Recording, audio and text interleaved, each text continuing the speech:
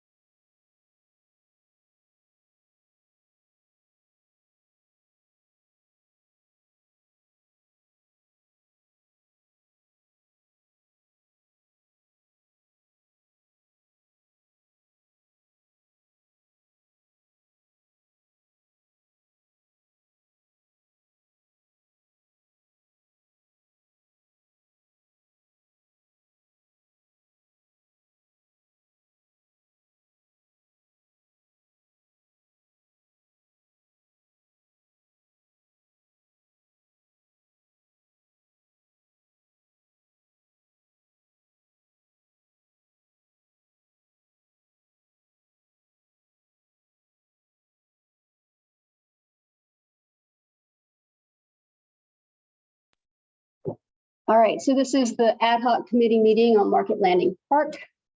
Chair Heather Shan here, calling the roll. Councilor Preston. Here. Councilor McCauley. Here. Councilor Zeid. Councilor Cameron. Here. All right, so the ad hoc is present. We also have Andy Port and two folks from Sasaki with us. We have Steve Engler and Marion What last name? Rako, that's right, Rako. And Mike Hennessy is here from the Parks, and from Waterfront West, we have Mike.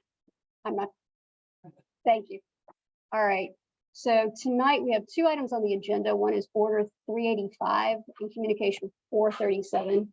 Order 385 is basically telling us we're at the point in the ad hoc market landing committee meetings charter to take a look at the plans that have been approved by the planning department. They've approved through site plan review phase 1, 2, and 3. So our task now is to go through that, and we're going to have Sasaki walk us through it, and then our job is to promote this order to the council next week and give Sasaki permission to go off and start making actual design drawings, construction drawings to go out for bid. So I will lead this to Director Port and Marion to walk us through the presentation. Thank you. So Marion's going to do most of the presentation slides here tonight. We've been working together, the whole team, Steve, and a few others from Sasaki and their sub-consulting team on a lot of details related to this project. As the chair mentioned, we went to the planning board. There's a lot of layers to a project like this. A lot of approvals that are needed in different ways, state approvals, local approvals, the plan development side of things, city council for funding, and obviously the park plans in general. So this is, we completed the process with the planning board, and what we're doing here is circling back and wanting to review the plans with you, confirm obviously that we're staying on target with what the council has given us as directives for creation. I guess I would say first off, and you're going to see this in the presentation tonight, but what's included in phase 1, so doing the so-called bones of the park, where we're going to cover where we have a little bit of still potentially a funding gap for some of the amenities, and also how we're trying to fill that gap in both through grants and potentially additional fundraising. Obviously, phases 2, the parking areas, and phase 3, the building are a separate component. Our focus tonight is really about the council's approval of the community council's approval of the overall plan, but most importantly, as the chair mentioned, the phase 1 piece, so we can get out to the bid documents. And it does take us, or Sasaki's team, I should say, some time to prepare from where we are now with the plans, with a 75% plan, to fully detailed plans, all the specifications that go with that for bid. And because they need time to do that, so we can add our so-called front end on to that to go to bid and do that whole bidding process to line up for spring construction. Hopeful that you'll see here that this is consistent with what the guidance is that we've got from the council. And in addition to that, since then, from the planning board, and so there's a couple of tweaks that we made to the plan consistent with what the council's given us for guidance. There was a little bit of sensitivity towards the visitor center building, some questions or concerns about how it fits in the downtown because of the planning board's role as the downtown overlay district with the special permit granting authority. And we went through both with the council's directives were related to that structure, and then we decided to design the building to address some of their concerns with how it fits in. So with that, I'm going to hand over to Maren, and we'll do where we are with the project, the budget, and then circle back as we go. Great, thank you. And so I think a lot of this has been covered already, but we're here to provide updates on the park and the architecture. There's been some design refinements during permitting in the last several months, and then to review phasing and the interim conditions and the cost estimate. And so just a recap of the schedule, many of you have seen this before. We submitted 75% back in May. Since then, we've been going through permitting, as has already been summarized. We are now in this 100% review for the ad hoc committee. The goal is to be ready for bidding by the end of the year and start construction in the spring. And so this is the proposed plan. I think you won't notice any major changes that have happened. A lot of the tweaks and permitting we'll walk you through are really more detailed revisions once we zoom in. And so this is a summary of the feedback that was provided during the planning board hearings on the park landscape. A number of comments on bicycle circulation and parking. There was a request to add more parking spots, parking location signs throughout the park. There is a recommendation for a specific bike rack widening the path as it meets the boardwalk to allow for bikes to dismount and to relieve any congestion that may happen as people from the shared use path arrive at the boardwalk. And then also revising the western end of the shared use path to guide visitors towards the parking lot with the anticipation of that the future extension of the shared use path being more long-term goal. And then with vehicular circulation and parking, there are a number of comments we received. Some specific to EV parking spots. So we've included 2 in the west parking lot, and an entire row will be designed to be EV ready in the future when that seems appropriate. We've added in an interim parking layout that will be implemented with phase 1. There's been some minor tweaks to the west parking lot circulation or interfaces with the waterfront trust lot. We've added some small pathways along Fair Wharf Way to relieve some conflicts between pedestrians, vehicles, and cyclists. For the swing trellis design, understanding that the planning board wouldn't be approving one product, we presented sort of our design ambition and parameters and got approval on those rather than a specific manufacturer. And I can walk you through that. And then with the visitor center screening, we presented a couple of different options for the restroom doors and how to treat those along the pathway and plaza at the visitor center. And I can show you the option that was approved. So for all of this, I have a series of drawings that will explain that, but that's the changes that we'll be walking through. Yeah, thanks. One question, and this is directed for, do we, committee, have a copy of planning board's recommendations and vote? We don't have the decision right at this moment. We can provide that to the council if you're asking for the decision that references the plans. Sure. Yeah, we can get that to you.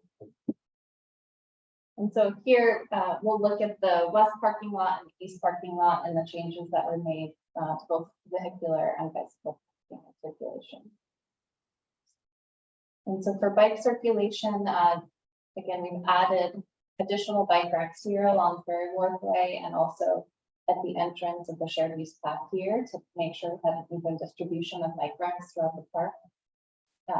We've recommended 3 locations for bike parking locations.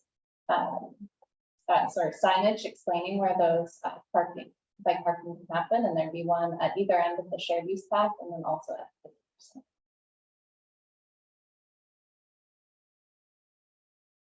For vehicular circulation, I believe this is very similar to what you've seen previously. We've made some adjustments just to clarify that there are event service parking spaces versus restaurant service parking spaces. These are the 2 EV spots in this row that will be made EV ready. This intersection, I have more detail here, is where we've made some changes to clarify the circulation. And so this is a zoom in of that west parking lot. So you can see in a little bit more detail, these total of 14 parking spots that will be made EV ready with the additional 2 that will be implemented in phase 2. This is where we've extended the sort of widened that entry to the shared use path and making the circulation more clear into the parking lot.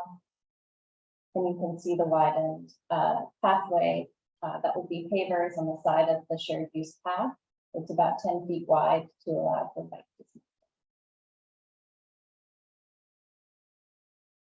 And on the east side, I've highlighted here the additional bike parking rack.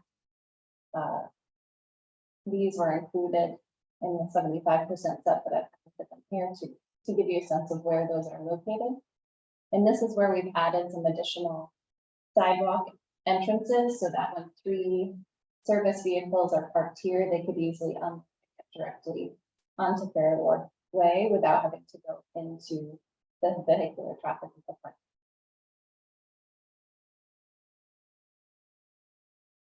And so for the swing trellis design, we were evaluating several different options as we were going through value engineering in the last couple of months. but we wanted to make sure that we were keeping the design intent no matter what that option was. And so this is what was presented and approved to the planning board. For materials, we felt it was important to have wood slats and a metal frame to provide that structure and a comfortable seating material and have that durability. In terms of the function, we knew that it was important to provide shade. This will be pretty hot and exposed in the summer, and that we wanted to provide a range of swing types. So more bench style swings and more lounge style swings intermixed so that you could have a variety of different users and different uses. And then scale to us is also really important, making sure that there was something that really had a presence on the plaza that was really fitting for the sort of central and main space of this new waterfront park. And this is just some renderings of that structure that we proposed in the 75% design.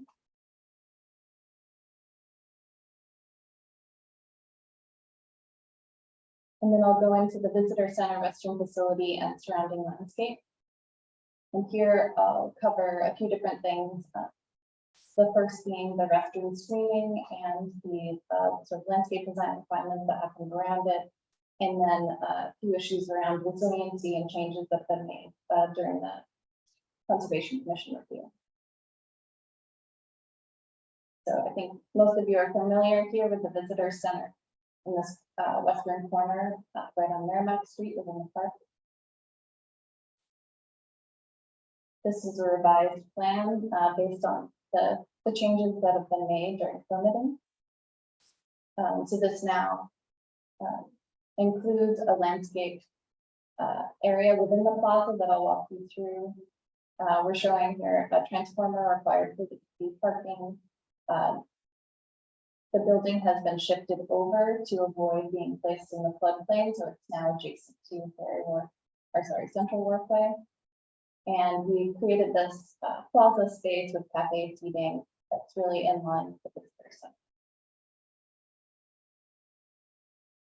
And so this is the site plan of the visitor center and restroom facilities. So the visitor center here is in the front. That's really more public facing open part of the building. The next room is a mechanical room. There are 4 family or ADA style restrooms and then 4 single stalls. I'm sorry, if you could just interject there. One of the planning board's concerns, in general, I don't want to speak for the board, but one of the concerns they had with what was essentially the resulting guidance we've done from the council was the fact that has a series of doors facing out on both sides. And the board was concerned that may not be the perfect aesthetic to give to the park and the streetscape. So we're required with a permit logically to do the landscaping and screening that goes around the restroom doors with that. So as you're a pedestrian there, unless you're actually waiting in line by the door, you're really going to feel like you're in sort of the park space itself because of the landscaping that is going with it. Thank you. And this building will be designed to meet the net zero standards set by the city. That'll be achieved through photovoltaic panels on the roof that will cover the HVAC system, lighting, and hot water. There is a much more detailed memo provided by our electrical engineers that was submitted to the city in the last couple of weeks if you're interested. So now we'll go into the screening options. We have explored a couple of different options and presented those to the planning board. Both had elements of evergreen planting and of a wooden trellis design. In the end, we landed on an option that combined both of those. So on either side of the doors here, aligning with the restroom entries, there's a wood screen, and there's also a mix of layered planting. And we've done this in a way that allows for the trees to be, giving a wider planting bed allows it to be more multi-layered and feels less like a barrier and more like part of the park within the plaza. And so we have some cross sections here showing the building. The screens are at 6 feet and placed 8 feet offset from the building on either side. And so this is that central walkway with a single row of planting. And then on this plaza side, you have a larger planting bed with more How far, how far are those? layers. And so this is a view of what that looks like from the intersection. So these are existing street trees here framing that view. The planning board had a request to remove one on the end to make sure that the views remain open on the other side. That's the cafe seating, sort of, you can see that nice relationship to the glass doors of the visitor center. And this planted screen with coastal planting in front to really add a nice green space within the park. And this is the view from the other side, from the east. And so it's the same exact treatment, that 6-foot wooden screen with a single row of evergreen trees. But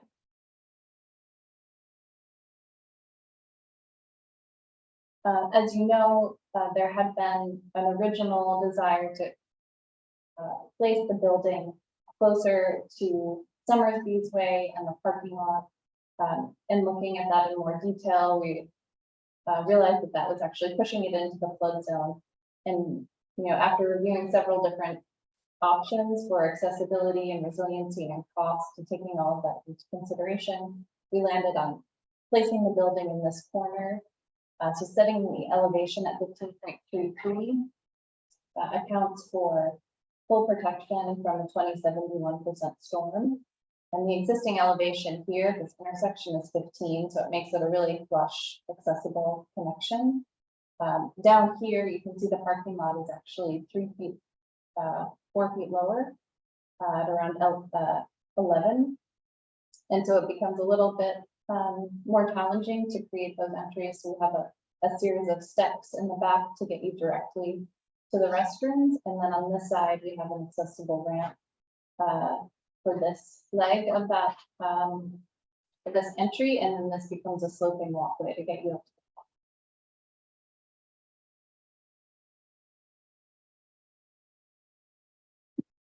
the top. And even with placing the building at that elevation, in reviewing with the Conservation Commission and other folks within the city, it was determined it would really be best practice to design the building to be easily raised in the future.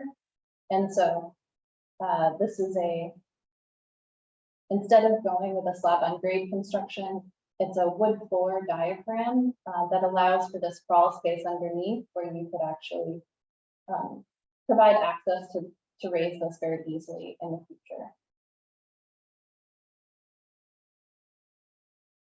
And so that's sort of the design updates that we've been working through in the last few months. I'm now going to take you through where we are on phasing and budget.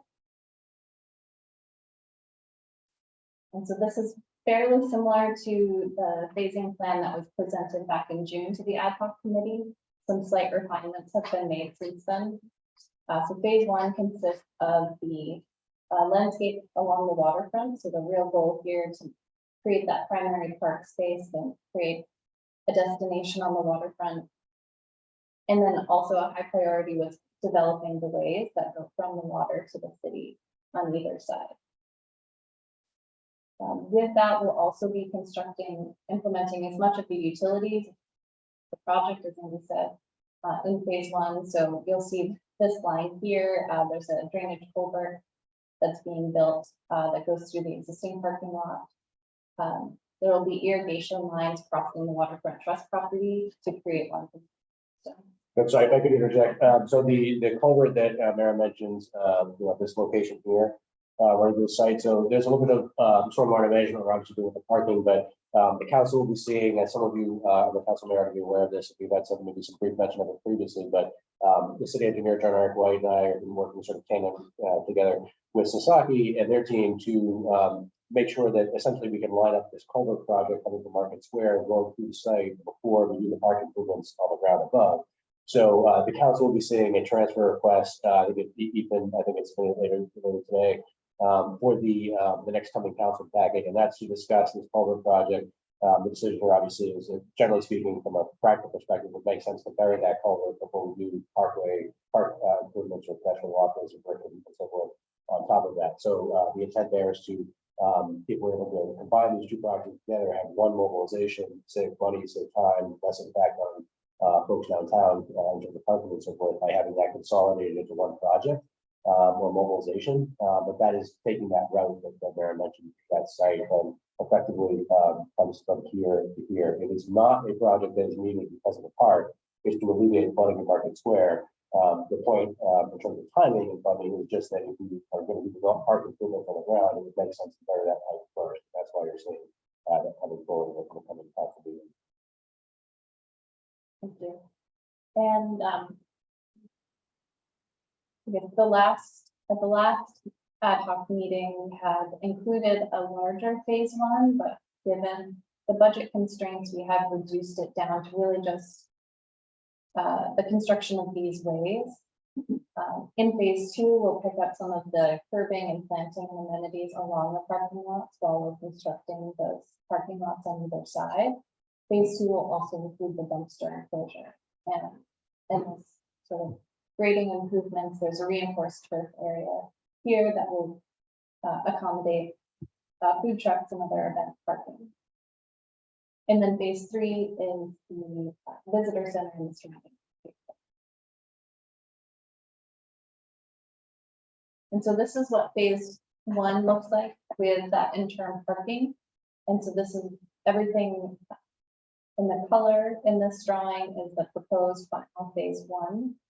And then everything, these thicker lines show that interim parking condition that will be in place before phase two is constructed. And again, it's just a matter of restriping the existing parking lots on either side here.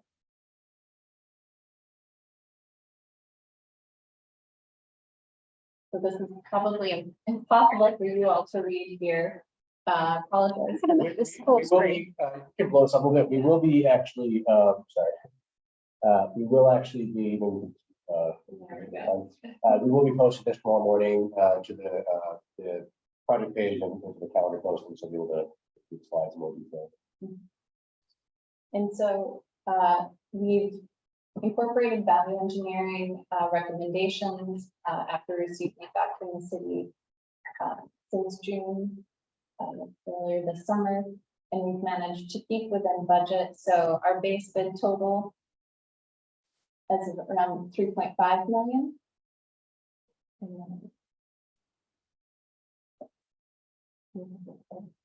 So then there's the additional costs, which include general conditions, insurance, design contingency, and escalation. And that brings us to the 4.6 million, which is the target for the city. The so-called soft costs on top of the hard construction costs. And this is a list of the value engineering recommendations we had made. A lot of that was just reducing the footprint, overall footprint of phase one. So trying not to take away or, reduce any of the quality of the materials, but try to just implement sort of a little bit smaller scale phase one. So you'll see reductions here in site prep, demo, earthwork, and some site wall furnishings. We also recommended that many of the furnishings be moved to a grant funded or donor funded list. So we've taken that. And then the one change that we've made since then is just changing the pavers along the shared use path. We had originally specified granite, change that to concrete pavers. Recording in progress. Turn that off. And you'll notice, so the target number, so to speak, in the area that we're aiming for, obviously, is the 4.85 that some of the councilors are familiar with now. That's really the accumulation of CPA funds, the Herman Roy Trust Fund allocation, and two cycles of CPA, the $3 million bond, and the $250,000 previously, as well as the $400,000 grant we received from the state Because of the budget shortfall for some of the amenities, which we'll be covering on the next slide, some of those sudden amenities, we had talked previously with the council, the preference, of course, was to focus on the bones of the park and then look for donation for things that are a little more tangible, visible, in the park space. They could have a, plaque or so forth with it. I am hoping to get, from the Mass Trails grant, some funding, that will be able to pull some of that gap, but that timing may not be certain based on the time of the bid. So we may be doing it as an alternate during our bidding process, meaning if we have enough funds, we can do all that work as part of that base bid, or add it to bid. If not, we may have to add that work in later on, or sort of a change order, so to speak, for the contractor. This all comes down to basically what funding we have. So what society's been doing, and we have essentially done several different cost estimates, is to keep ourselves within the actual available budget. Well, we're trying to preserve some options for ourselves and to get as much work out of the budget from the contractors as possible, depending on where we end up, given, construction prices being what they are.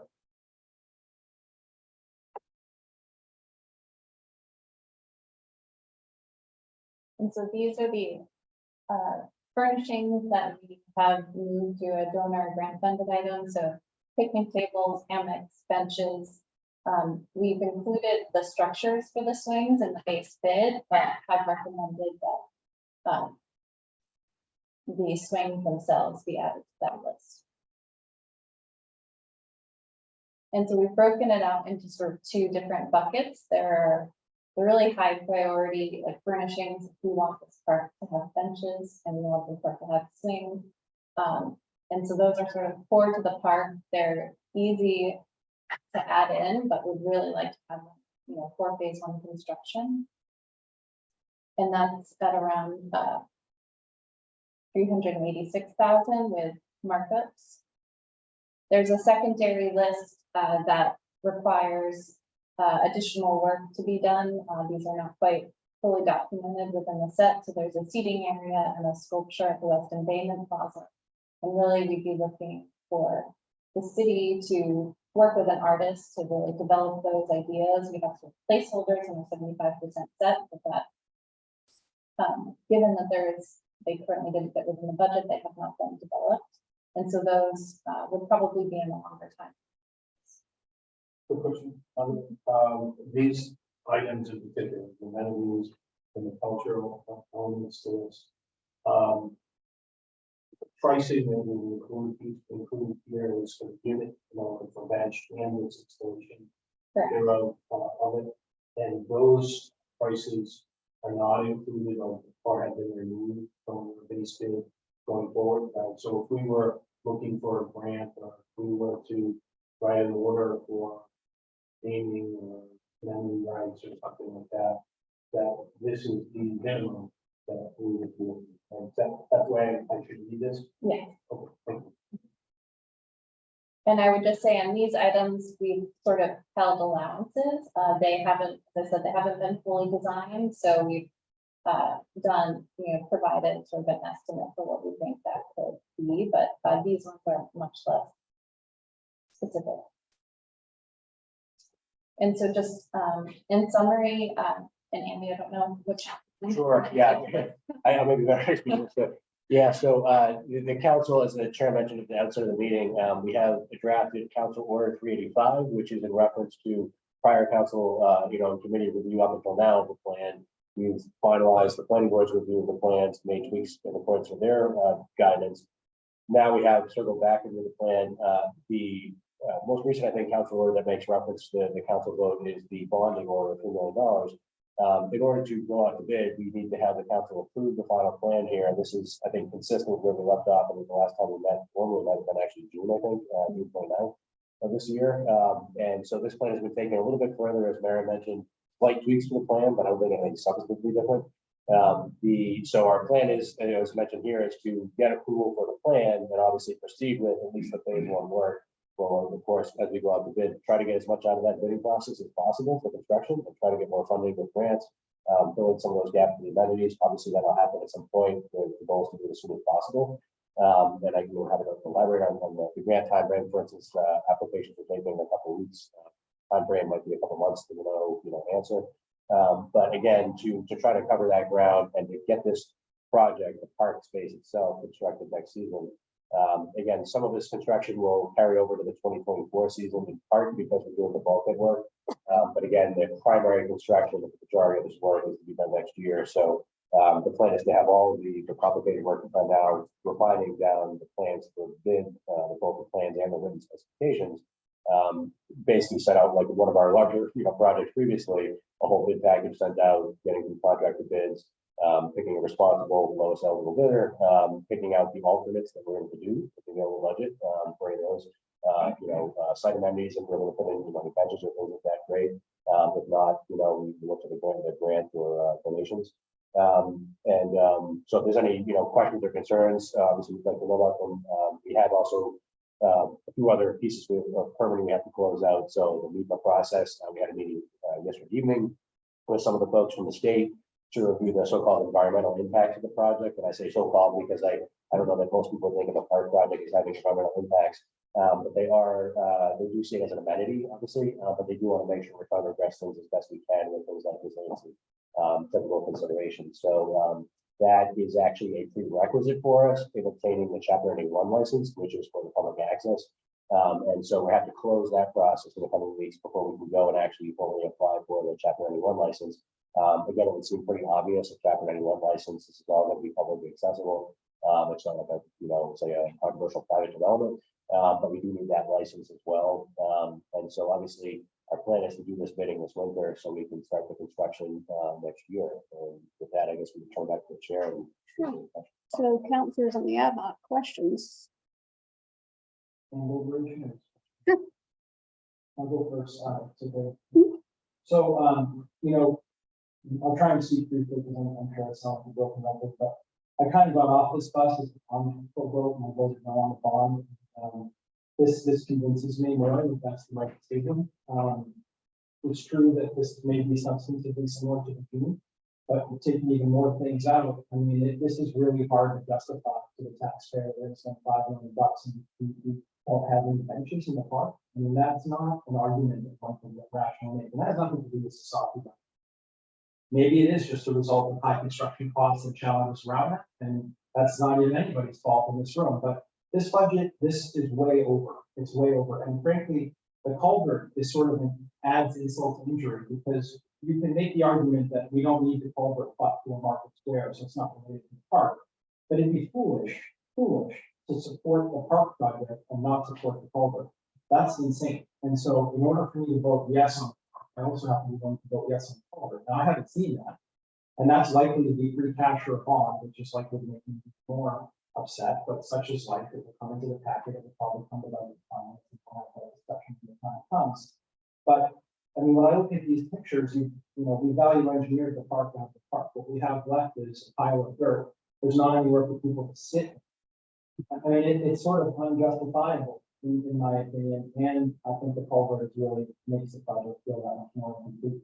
So if you wanted a solution, if anybody wanted a solution for me, I mean, basically to me, you have to do even less space, but do that space more. You have to finish that space. In other words, you're trying to do more, which was less from before, but now we're trying to cover more ground and do all of it half, and the rest of that phrase, which I won't say in the recording, but it's half complete. I mean, so what kind of park do you invite people to where they can't sit? It doesn't make any sense. And so my issue is more the budget and the schedule and the culvert, and you add all these things together. Plus, I've already registered some objections to a $3 million bond, plus we destroyed the Urban Roy Trust Fund.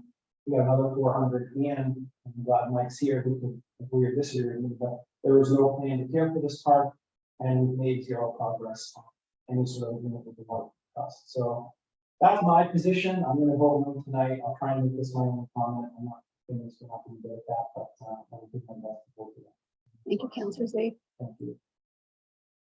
Sure. I'm sorry, there were a number of points that I didn't really want to respond to all of them. One thing I just wanted to clarify was Sasaki has to this date and the plans and what's included in the scope, which we share, so appreciate some of your concern. The guidance that they were given previously by the council was essentially to focus the vote and vote for those are items. The last time we discussed it, there was a recognition or knowledge that we would have a gap there potentially. When I first went to the CPC earlier this year, we were hoping for a larger, allocation, and granted that's, more for expenditure per se by CPC or any account. But the goal was to cover more ground with the available funding. This is essentially, as you mentioned, with the construction, costs out there in the market right now. This is what we think we can cover. We could, conceivably go back and say, all right, let's shrink the park space we're creating. Let's not create the new public ways that, come out to the street and shrink the park space, but we'd be giving another design directive back to society to alter the direction we had previously, which was to cover the bones and then look at donations of tangible things above ground that people could do, rather than postponing Third Workway and the new Central Workway pedestrian path in order to create, to your point, municipal site amenities. So we appreciate, the concerns for sure. It's difficult with the constraints that we have available to do everything. Other councilors, Councilor McCauley. Yeah, so I like where you've gone, this phase one, right, in terms of scaling it down a little bit to bones. When we talk about the bones of the park, right, so to me, that says utilities, et cetera, will run in, over excluded. So that phase two, I would be looking at less of the utility cost, et cetera, in phase two, and potentially in phase three going forward, right? We don't have the luxury of that in this presentation. I'm sure those numbers, projected somewhere along there, right? So, but I do want to raise a point that we've been talking about, right? So you've answered my question about amendments. Thank you. It's great. I think it's on us to try to figure that out, right? The second part of this is fiscal sustainability, right? We talk about sustainability in a different and resiliency in a different way. So we've all estimated, some back in the napkin, some actually more bigger, that the maintenance and support of this park is going to be $250,000, right? That's what we've all unofficially said. That's what we're going to do. And part of the design that we had asked for was to make sure that we were efficient in the design and the layout of the park, so that we could maybe take that 250 and go to, something like that, right? Be efficient in what we have to maintain and go forward with, right? And ultimately the plan is to, have the waterfront trust kind of take that over as we talked about it in the original plan. That's still the plan. So now we've asked them, or another group or subgroup or something like that, to maintain this park, right? And so this is going to lead me to a couple of other questions that are not that difficult. But on the west lot, we have 35 spaces, but in the new projection, 14 of them will be EV or EV ready. Is that our 14 additional spots or a subtraction from the 35? That's to your point. It's just conduits that are being run to beyond the first two that are being created. Actually, in the phase. We're not putting 14 more in. Correct. It's included within that. Of course, the idea there was just like the garage was not to build them all out on first day one, expect them all to be utilized, but to phase them over time. But it is part of that total count. So this is a relatively this presentation you guys made isn't included in my comment, right? So we have a new development, right?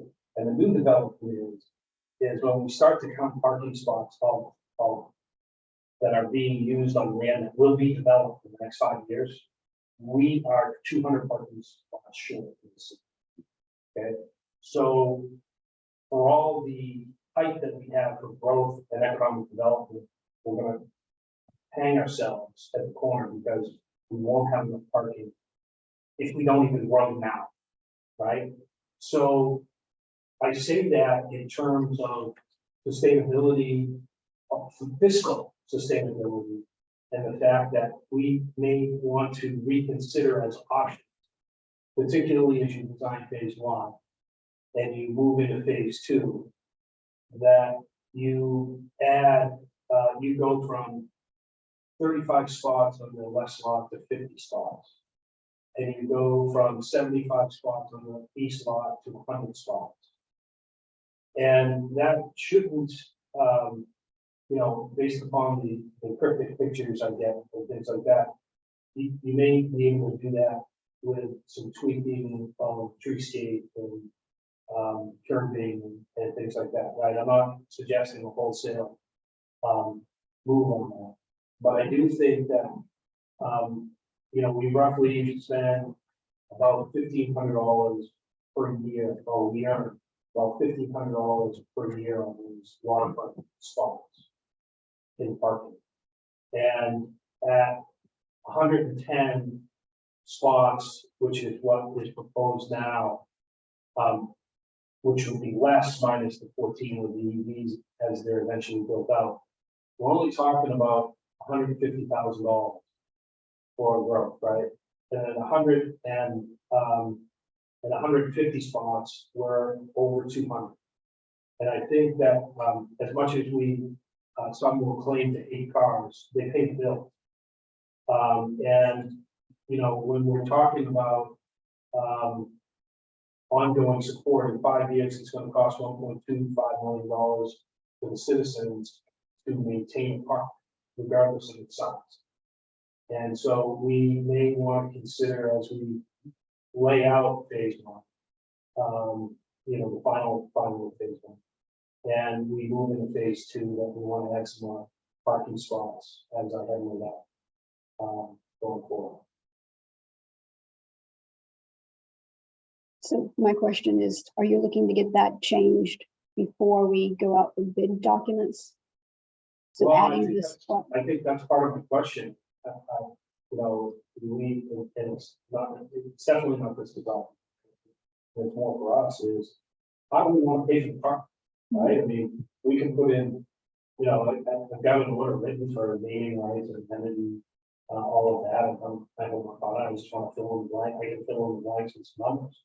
But that's not going to get us to where we want to go, right? I mean, we could have naming rights for a sitting area that could be $20,000 to $30,000 a year. Okay, great. But that doesn't get, we have, dock space that's rented, and we have, harbor master lease and all of that stuff. That doesn't get us to the 250 to maintain this property. And so I think it would be short-sighted. I know we've done, the requests have come in to make, reinforced grass area for food trucks, for festivals, etc. But I'm just, when push comes to shove, I think we're going to need more. And I think if we can squeeze in, 20% more on the waterfront, I think we can create a wholly owned, self-sustaining type of environment. And I think we'd be remiss if we didn't attempted that.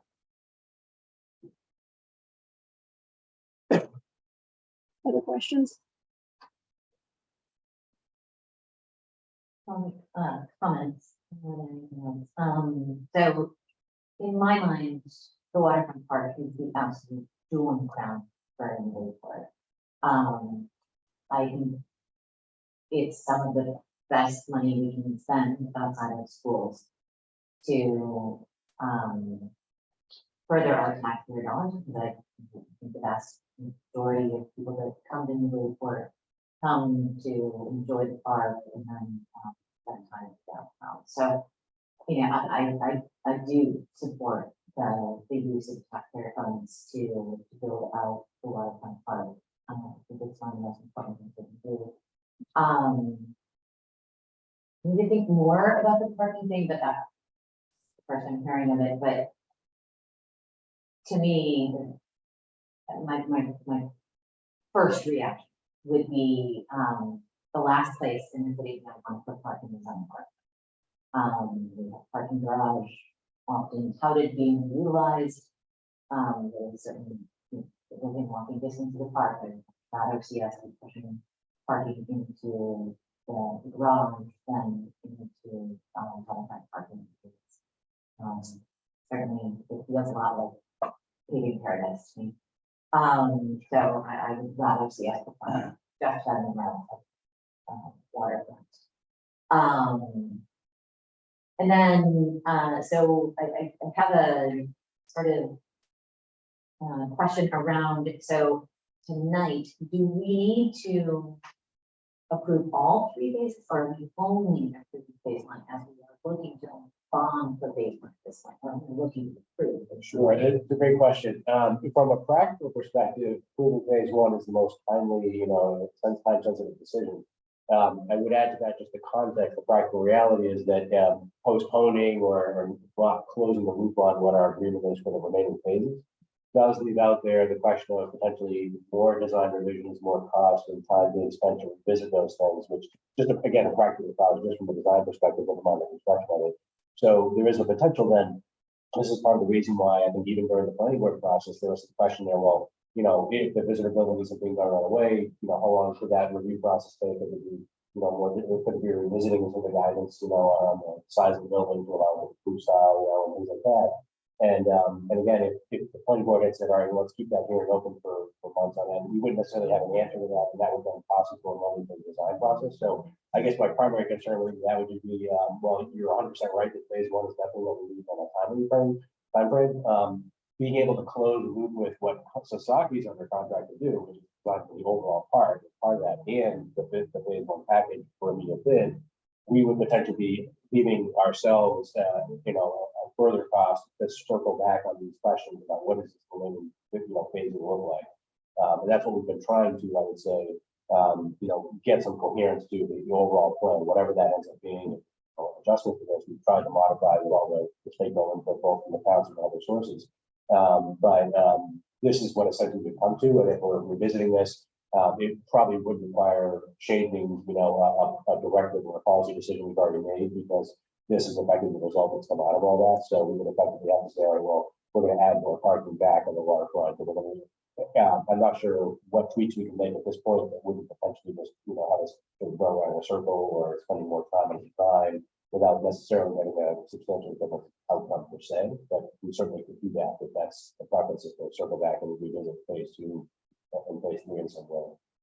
We were trying to manage not only the importance of getting the phase one park construction with an available budget, but also not having an endless, process where we never actually know what is the final product going to look like and how's it all put together.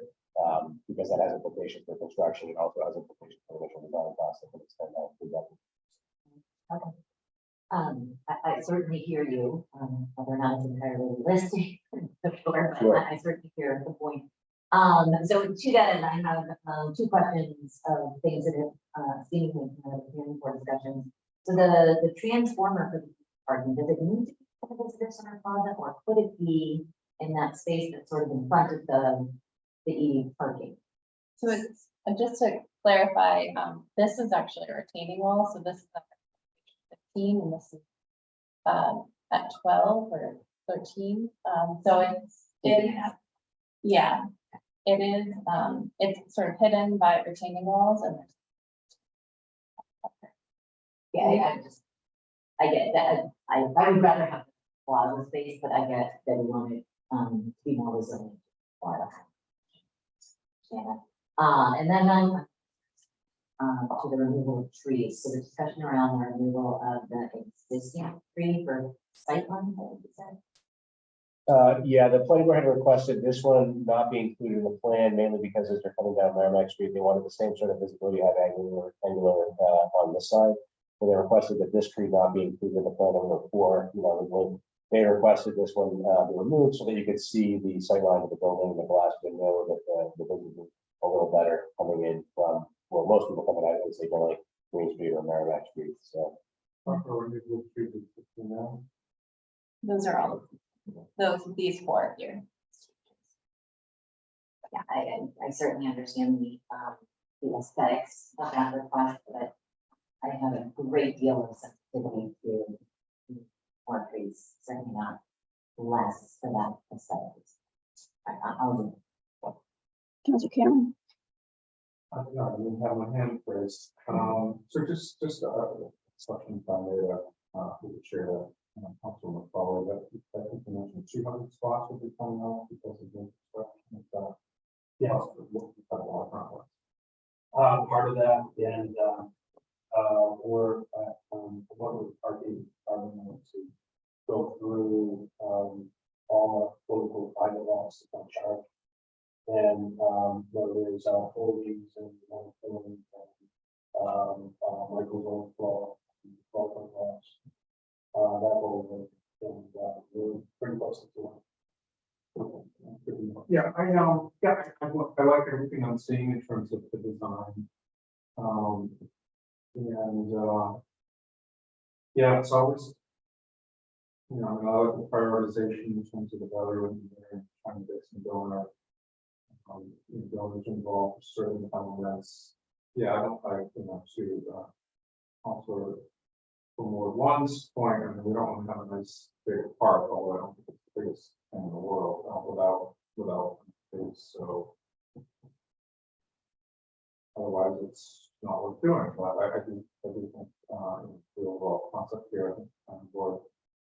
We find them sort of sensible, I like the bike piece, I do think that at some point the other part is still kind of the top of the pecking order in terms of people getting around, but I'd love for us over time to see more pedestrian and bike alternatives, maybe some sort of shuttle bus within the report. I don't exactly know how things are going to play out over the next decades.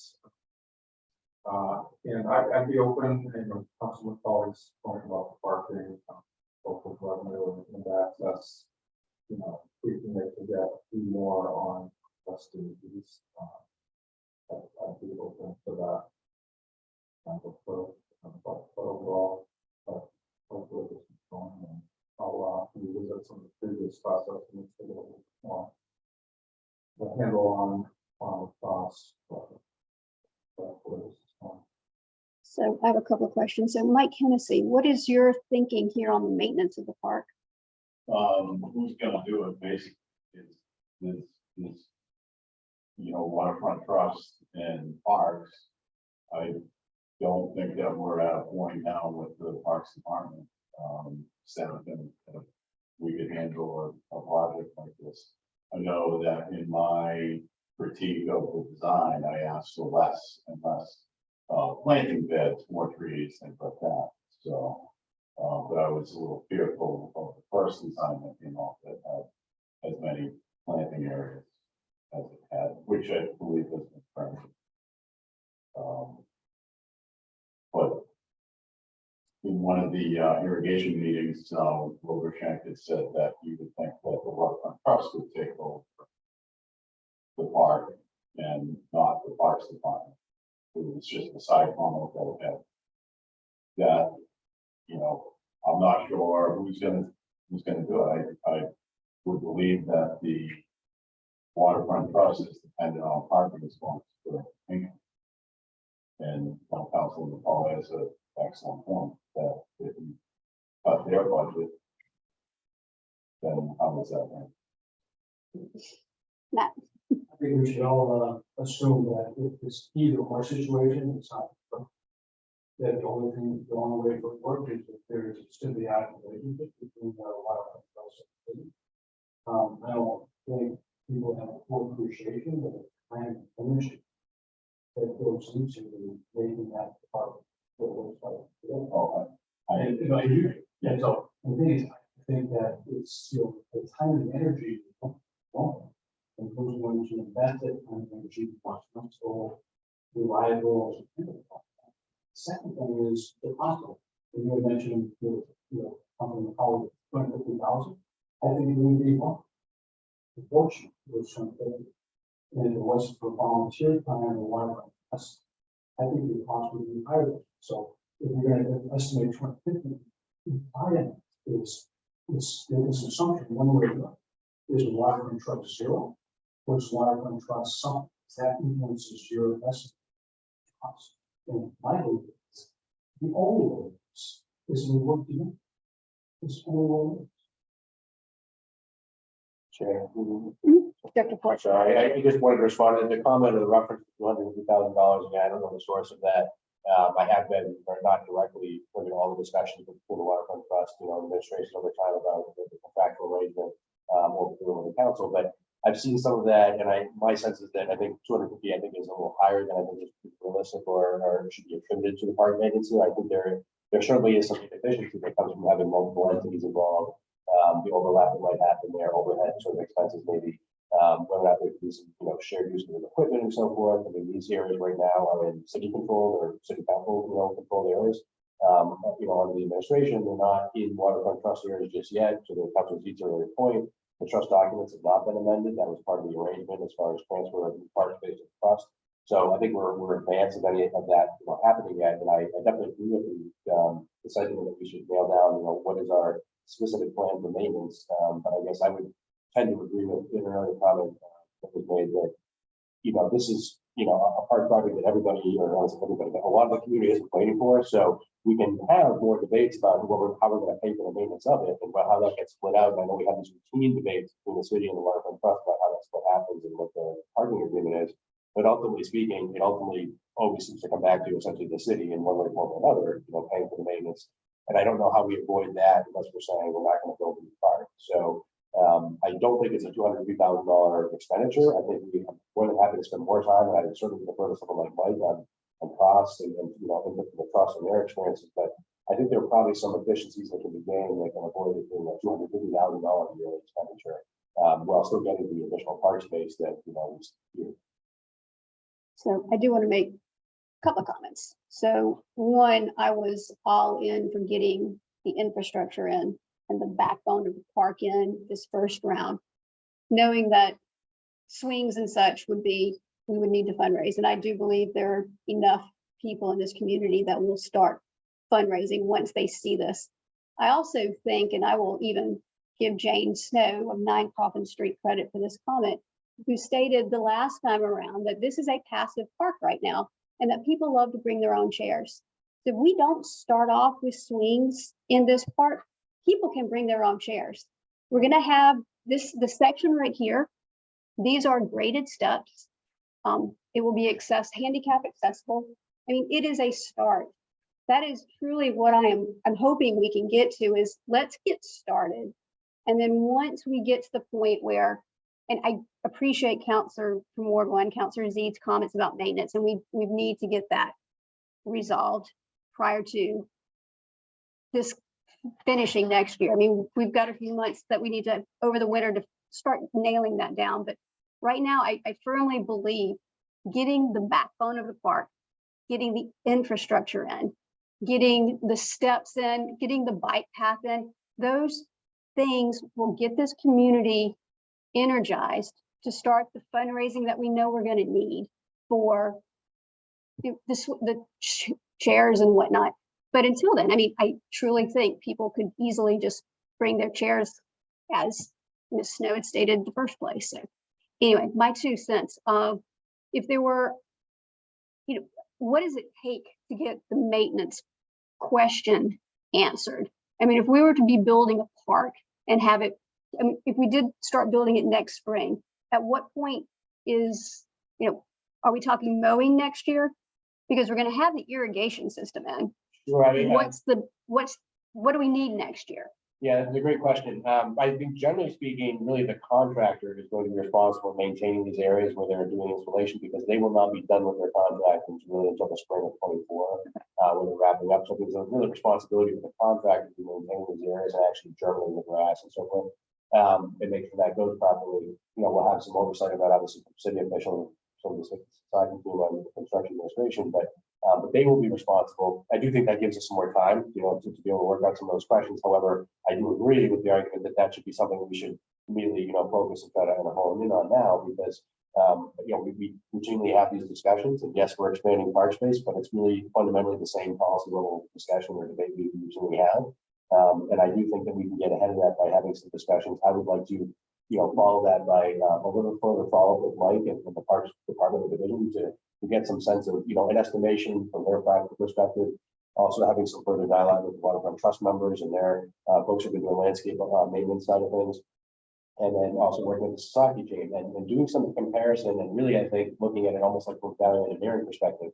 Where are we not actually being efficient with our existing, expenditures of funds with consultants or contractors that are coming and doing work, whether something could be shared with parks or not, whether or not it's something that's more efficient to, if resources are being added or needed in the parks, division or department, that can also satisfy waterfront, the central waterfront. Maybe that makes sense to do overall. But I think we should have some discussions about that. And then I don't think it's an order of magnitude of $250,000, but I do think it's something that's increasing in size because of Forest Park space. And I agree with the argument that we should spend time sorting that out between members of the trust, members of the administration, parks, department and others to hone in on what is the efficient expenditure of dollars every year for maintenance of the existing park space and the new space.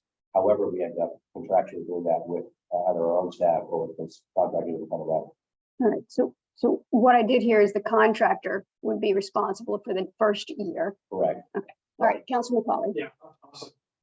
So all I was asking for in terms of the parking discussions, the different options. Mhm. If, 35 spots on the west lot and 14 of them are eventually going to be, that leaves us, 21 spots. I don't think that's feasible. I just don't think it's feasible.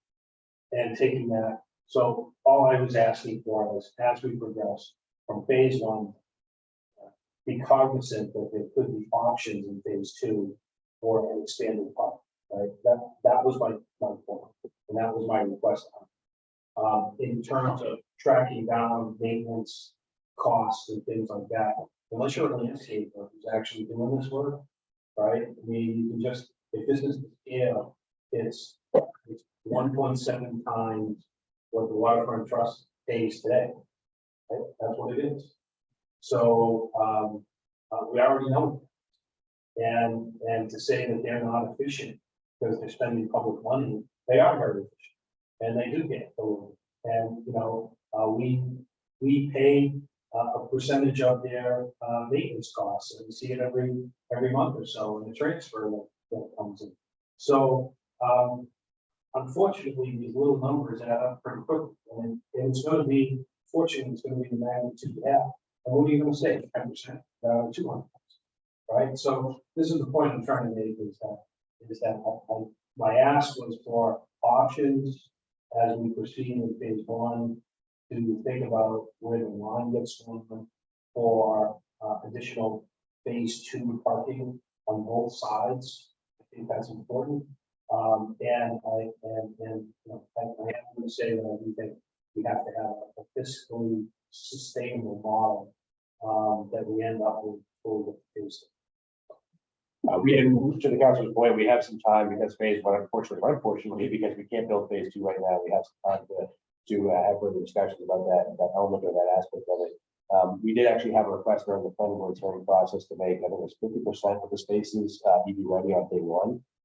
We explained that even though we weren't doing phase two, right away, that doing the expenditure for all the conduits for that right away, and knowing the council's point that we wouldn't necessarily have full utilization of those on day one, seemed a little bit cost, prohibitive or excessive to burden the initial project with that installation of some, something that's, a very good amenity, but something that we probably would not utilize at that level. At the council's point, designated, X number of spaces on day one for EV versus regular vehicle spaces may be disproportionate. So we were, again, trying to balance those things out, and, we have some time to look at the phase two areas and see what can be done with that.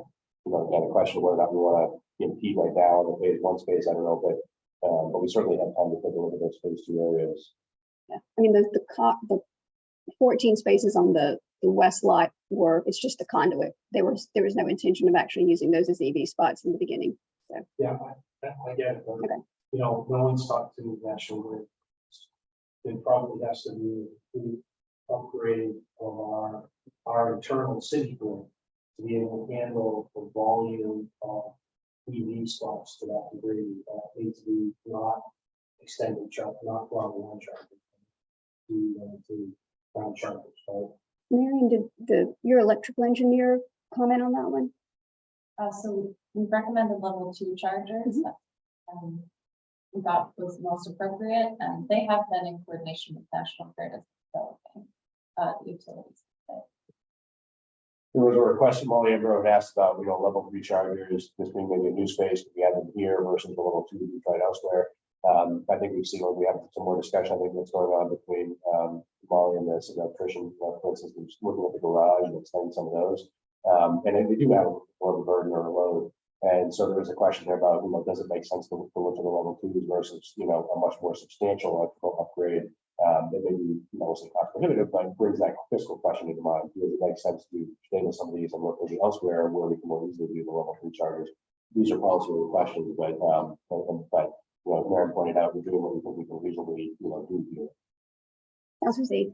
Yeah, I just, maybe less immigration, just, I feel compelled because I've been at this for so long to share just a little bit of history. So the comment about the trust taking over the land is not just a brainchild chair. And that dates all the way back to the ad hoc, this ad hoc, but the last iteration of it, it dates back to the home rule petition that was sent to the state.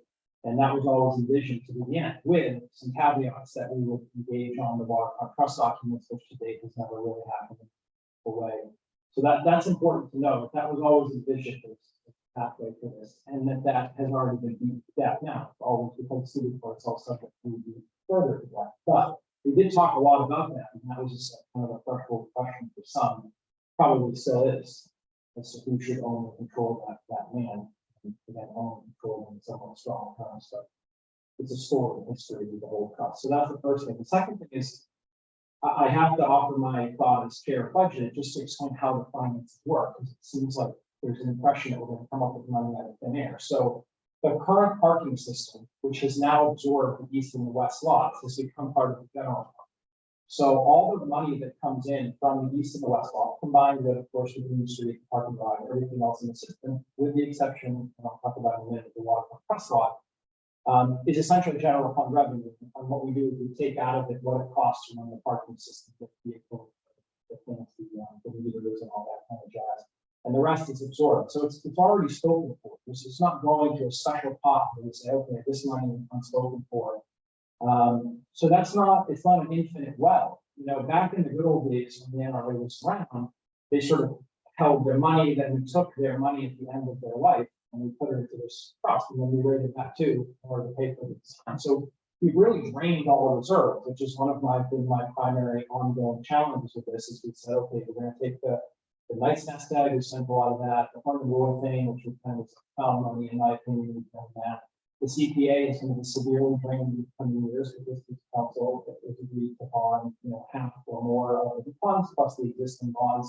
So I think what you're circling around is, you know, where's and the trust has already made clear they're experiencing the same inflationary pressures everywhere. So the $70,000 that generates out of the trust lot, which used to go dollar for dollar, and it's probably a little bit more now, even though it's still 70, it may have been updated in the recent years, but marginally. To add couple other wrinkles, you have to remember that the NRA in its waning days gave 50% of the submerged tidelands to the trust, and then there was a rev share agreement passed with the Harbor Commission. I believe it's 5%. I could say to be corrected on the exact percentage, but something to that effect. So my point is that there is no pot of gold. You're thinking that we just need to figure this out. My guess is, and this is my intuition, or whatever it's worth, is you probably need at least 2 more people full-time in the parks department, is my guess, to feather out the weight and the load. We have to remember that the waterfront trust and the Central Waterfront Park, maybe heresy to say this, but it's maintained to a higher standard than many of our other parks, right? Possibly by policy, and that's just how it is. But it definitely is the nicest park in terms of it's the most prim and proper of all the parks. If you have any neighborhood parks, you can draw the contract, and that's no slight against anybody. That's just direction of resources. So I believe that when we say we'll figure out the maintenance later, we're going to figure it out later like the culvert, which is when it's too late to do anything, you're going to have to fund it. And the last thing I want to say is, when I started in Ward 1, I was at the tail end of the Riverfront project, and guess who was responsible for the plantings there? It was the contractor. And those guys are really good at fulfilling their contractual obligation and nothing more. And all they want is substantial completion so they can get out. Even if all the plantings die, you know, if you catch them at the end, they'll come in and honor the warranty and plant you a new one. But all the arborvitaes, everything today is promised up and down. If it's, you know, if it wasn't dead before they left, it's dead now. I mean, and that's just the reality of things. So I'm more worried not about next year. Yeah, while they're around, they'll be smart. They'll plant when they know that they won't have to do it again or minimize the amount of duplicate work. But you're headed for taking money from something else to do this. And maybe that's what we want to do, but I just think we should walk in. Fair statement. Thank you. Any other discussion amongst the counselors? I do want to open it up to public comment too. All right, let's have some public comment then. So, anybody?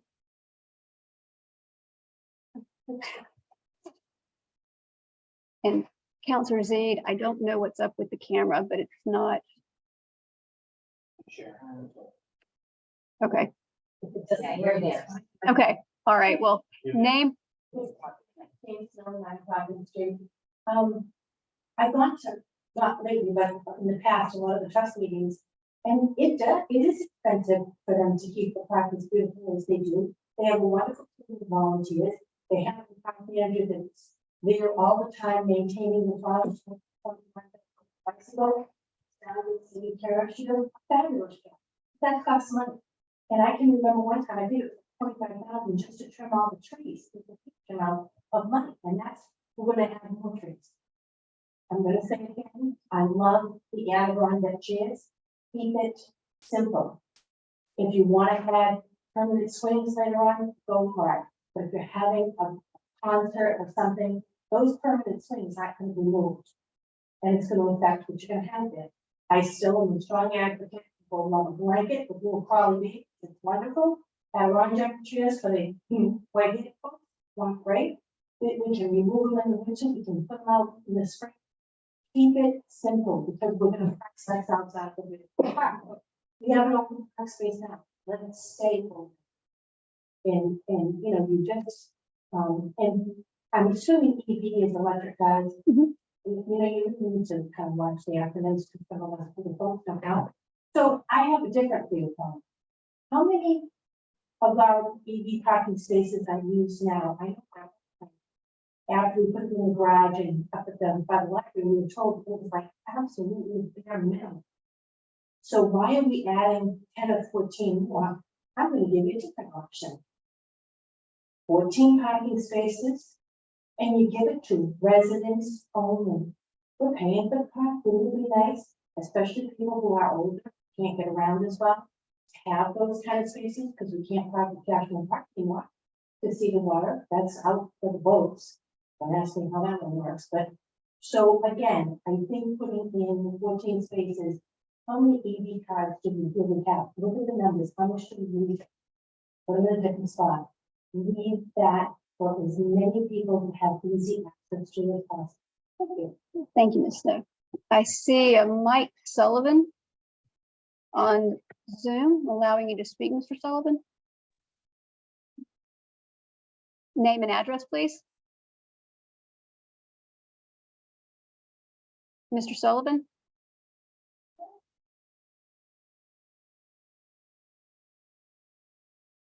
Mr. Sullivan? All right. Don't see any issues down here.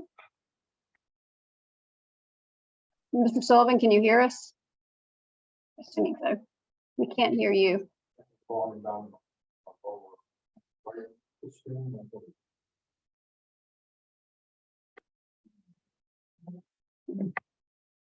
All right, Mr. Sullivan? All right, Mr. Sullivan, unmute yourself now. I think we might have figured it out on our end. All right, well, he has to unmute on his end.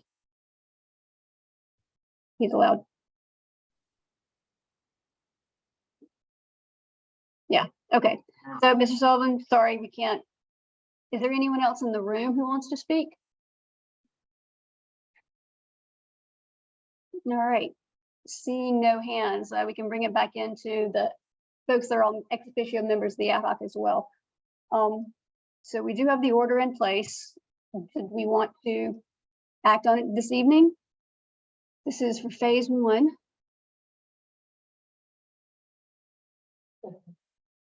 Councilor McCauley, I'm just looking. Approve, send it to council, the full council. All right, all those in favor, roll call. Councilor McCauley. Councilor Cameron. Yeah. Councilor Preston. Councilor Zaid. Councilor Shand is a yes. So that's 4-0. I'm sorry. Math is hard tonight, obviously. 4-1. The other item is the communication 437. Do we want to receive and file that?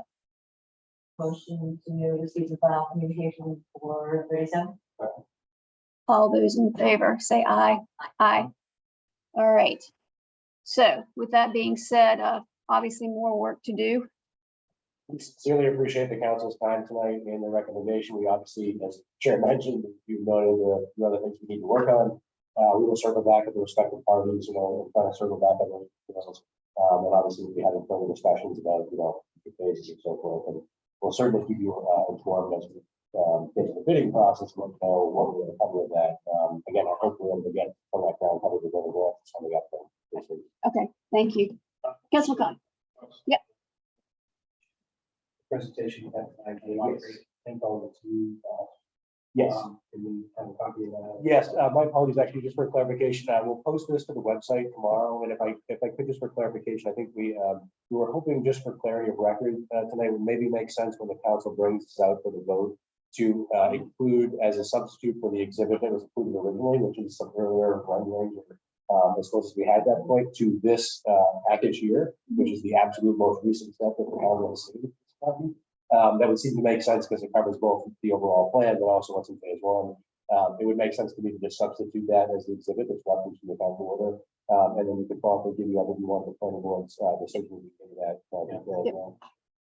What you want to do, Oh, for the power thing? yeah, we don't know. Councilor Zaid. It's done. I just wanted to say that, I think at this juncture, given that essentially this vote would signify something of a milestone in terms of approval of this. You'll get additional bites with, because you'll be monitored for phase 2 and 3, which is why I think it's not worth too much fighting about that. But I do think it's time to now say, what is the intent and purpose of the ad hoc anymore? And maybe it's time to return back to, say, planning and development, if it's a plan, if it's a design matter, or maybe to the budget finance money or public safety, if it's, or is there, this committee was very instrumental, has been, and I'm happy to be on it, but at the same time, it may be the end of the road if our goal was to bring it through design, other things maybe determining for this. So if you look at what's in the original order for the ad hoc, it actually had us going all the way through phase 3 and then turning over the land to the Waterfront Trust at the end of the ad hoc. So let's go take a look at what the ad hoc originally was set up for. And if we want to do some sort of rejiggering, we certainly can, but I think the original intent was to get us all the way through, and then this committee dissolves after we hand everything over to the Waterfront Trust. Yeah, no, This is a long ways off, I know. No. So I think it contemplated, I don't think we knew what we were getting into at the time, and Yep. of course, the goal is always to get to the end, but there's never an end.